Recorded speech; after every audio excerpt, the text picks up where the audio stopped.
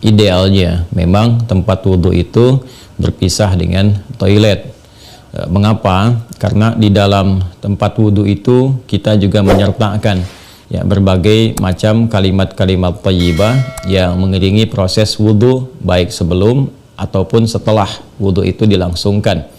Ya, bukankah kita saat berwudu kan mengucapkan bismillahirrahmanirrahim, kan? Sebagai mula kita mengerjakan segala kebaikan dengan dasar yang Nabi sabdakan, kullu amrin tibalin la yubda'u fihi bismillahirrahmanirrahim fahuwa abtar.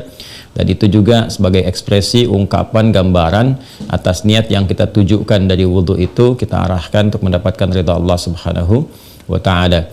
Kemudian juga di akhir wudu kita juga kan berdoa, ya kan, dengan mengucapkan syahadatain, syahadu an la ilaha illallah, syahadu anna muhammadar rasulullah. Kemudian kita mengatakan Allahumma ja'alni minat tawwabin wa ja'alni minal mutatahhirin. Kalau kita mau kemudian tambahkan juga dengan doa wa ja'alni min ibadikas salihin. Nah, sedangkan kalimat-kalimat thayyibah yang berupa permohonan-permohonan doa dalam kebaikan ataupun menyebut asma-asma yang mulia, nah itu kan umumnya tidak diutarakan saat kita berada di dalam toilet, ya, karena toilet punya sifat tertentu. Ya, sifatnya hanya untuk menyalurkan atau membuang hadas, baik yang sifatnya kecil ataupun juga besar, dengan cara-cara tertentu yang boleh jadi juga melahirkan najis. Sedangkan wudhu itu ya tidak seketika juga menyatu dengan menghilangkan najis, bisa jadi hanya hadasnya saja, belum tentu ada najisnya, gitu kan. Sedangkan kalimat-kalimat thayyibah sangat tidak disukai diungkapkan dalam keadaan-keadaan kita masuk toilet. Karena itu saat masuk toilet kita kan berdoanya doa memohon perlindungan kepada Allah dari godaan-godaan setan yang berkumpul di tempat-tempat yang buruk, ya, seperti toilet dan semisalnya. Allahumma inni a'udzubika minal khubuthi wal khaba'ith.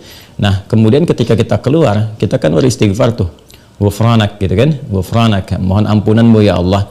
Nah, ada yang mendetilkan itu, kenapa kita minta ampunan ketika keluar? Karena kita menahan diri dari pengungkapan kalimat thayyibah yang biasanya kita ucapkan di setiap tempat, gitu kan, istighfar, sholawat dan sebagainya. Nah, ketika itu terputus saat masuk toilet, ya, seakan-akan ada sifat tawadhu, kita memohon ampunan karena nggak mampu mengungkapkan, karena itu tempat yang tidak pantas, gitu kan, diungkapkan itu di tempat yang tidak sesuai. Maka ketika keluar kita mengatakan ghufranak kalau ada hal-hal yang tidak tepat di dalam dan tidak mampu mengerjakan hal yang biasa kita kerjakan. Itu adab saja, takdib di dalamnya.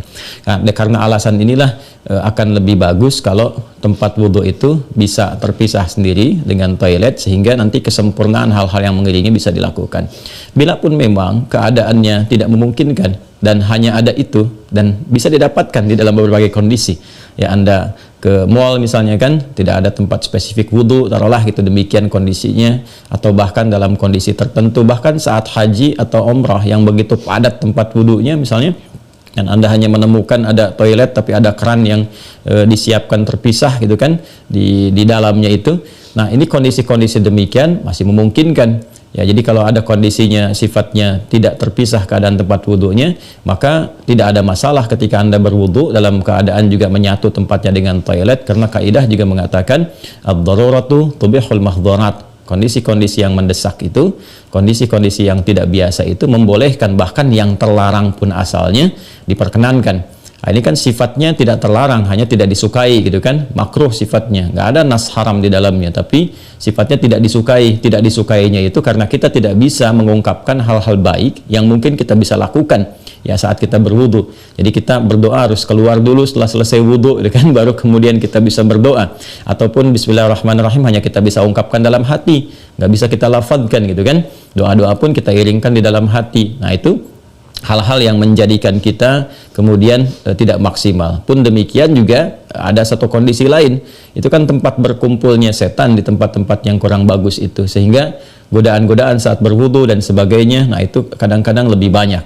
Nah, ini tentunya juga di satu sisi tidak berlaku juga, ya, kondisi ini saat misalnya kalau mandi besar, kadang-kadang kan juga tempatnya menyatu juga dengan toilet, kan mandi besar juga berlangsung wudu di dalamnya, kan? Nah, ini kita harus fleksibel juga dalam kondisi-kondisi demikian. Jadi ini yang mau saya katakan, tidak berhukum haram, itu bisa dilakukan. Kalau tempatnya kita misalnya memungkinkan untuk berpisah, bagus ada dipisahkan. Tapi kalau menyatu pun tidak ada masalah, kan? Tidak ada masalah sepanjang dalam keadaan-keadaan darurat tertentu dan tidak berhukum haram. Ya, apa dalilnya? Yang tadi saya sampaikan. Ya, tidak ada nas spesifik mengharamkannya, dan kadang-kadang kita mandi besar juga, ya, al-ghuslu dari janabah dan semacamnya juga berlangsung, dan dalam mandi besar juga ada wudu. Namun barangkali kesempurnaan itu tidak bisa kita iringkan dengan kalimat-kalimat thayyibah yang diungkapkan, hanya dalam hati kita lakukan. Jadi kalau tidak ada tempat lain dan menjadikan Anda berwudu, misalnya menyatu dengan toilet, di dalamnya ada toilet, maka kalimat-kalimat thayyibah itu cukup dalam hati, tidak perlu diungkapkan di lisan, ya kan? Dan sempurnakan wudu Anda, lalu ketika keluar Anda berdoa sebagai penutup bagian dari wudunya. Demikian kiranya bisa disampaikan. Wallahu taala a'lam bissawab. Dan sebelum saya menutup, ada sesuatu yang sangat menarik ketika Ibnu Abbas radhiyallahu taala anhuma menyampaikan kisah Nabi sallallahu alaihi wasallam, ya, saat beliau berada di kediamannya Sayyidah Maimunah radhiyallahu taala anha, dan malamnya kemudian bangun, ya, bangkit dari tidurnya, duduk dulu menghilangkan bekas ngantuk. Nah, ini ditemukan di Sunan Abu Daud nomor hadis 1367. Tsumma dhahaba ila syanin mu'allaqah. Kemudian beliau pergi ke tempat tertutup. Nah, syanin mu'allaqah ini enggak disebutkan tempat tertutupnya. Apakah dia sifatnya mirhad, ya kan? Apakah tempatnya toilet yang menyatu, kamar mandi, ataukah dia tempat wudhu, ya kan? Midha, misalnya, apakah dia tempat wudhu? Nah, ini yang tidak disebutkan, keadaannya tempat tertutup saja. Ini memberikan kesan bahwa bisa jadi kalau itu yang dimaksudkan adalah tempat yang tertutup, itu toilet dan semacamnya, jelas, ya, dilakukan dalam bentuk tertutup sehingga tidak tampak aurat dan sebagainya, itu fikih yang lain. Tapi kaitan dengan wudhu juga itu cukup menarik juga. Hendaknya kalau kita pun membuat tempat wudhu di satu tempat, ya, dimungkinkan ada penutupnya, karena boleh jadi tempat-tempat yang digunakan untuk oleh laki-laki ataupun perempuan yang menyatu, ya, menyatu itu yang dimaksudkan dimanfaatkannya.